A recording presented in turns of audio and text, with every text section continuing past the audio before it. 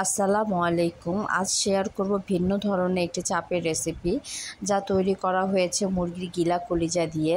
এটা খেলে আপনি বুঝতেই পারবেন না যে এটা মুরগির গিলা কলিজা দিয়ে তৈরি। এটা খেতে খুবই মজা। তবে চলুন আমরা মূল রেসিপিতে। এখানে 4 থেকে 5টা মুরগির গিলা কলিজা নেওয়া হয়েছে। এটা ভালো মতো ধুয়ে পরিষ্কার করে একটা ব্লেন্ডার নিয়ে তার মধ্যে গিলা কলিজাগুলো রেখে শুকনো মরিচ 2টা, একটু মরিচের গুঁড়া, হলুদের গুঁড়া, লবণ, আদা রসুনের পেস্ট, তারপর দিয়ে দিলাম হাফ চা চামচ জিরার গুঁড়া, সামান্য একটু ধনিয়ার গুঁড়াও দেওয়া হয়েছে, একটু পানি দিয়ে দিলাম আর দিয়ে দিলাম একটু কেওড়া জল দিয়ে এটাকে এইভাবে একটু পেস্ট করে নেওয়া হয়েছে। দেখে বুঝতে পারছেন এর থিকনেসটা কতটুকু হয়েছে।